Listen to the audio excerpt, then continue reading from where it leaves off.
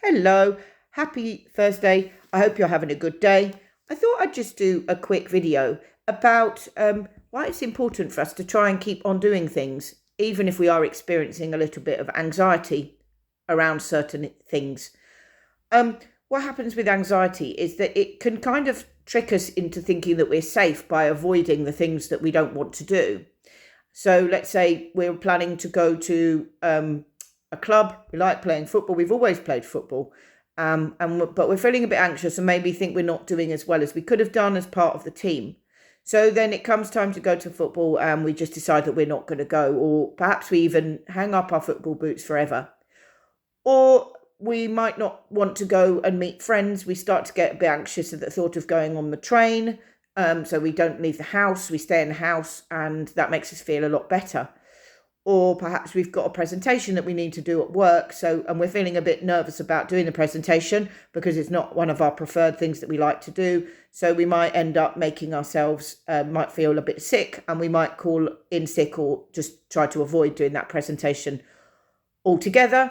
And this also, of course, applies to people that are feeling a bit anxious about accessing school for whatever reason.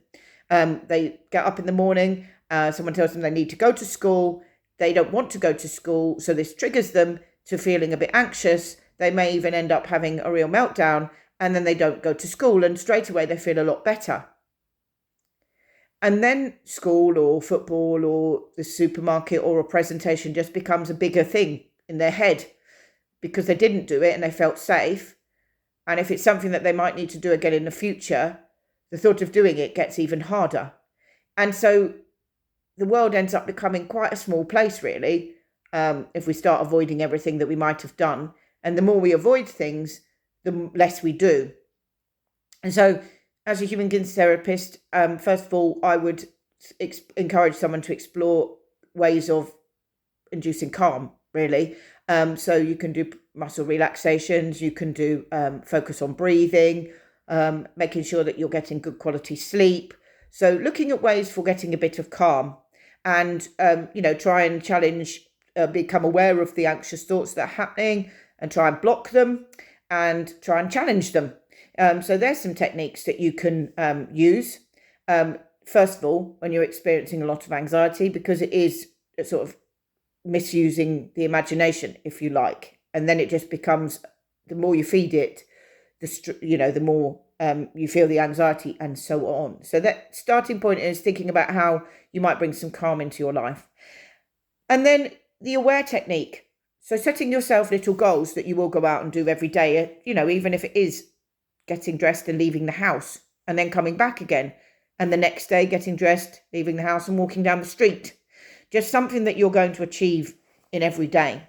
And the aware technique is to accept the emotion, so the anxiety, watch and scale it. So go about doing what it was that you were planning to do anyway and see how you feel. And you might notice that, at the very thought of it, your anxiety is a score of 10. And then you leave the house and you start to walk down the street and, I don't know, maybe it's a sunny day and you start to notice the sun.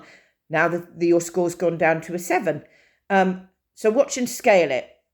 The next bit is to act normally. So carry on as you would have done anyway. Keep repeating these steps over and over again and always expect the best.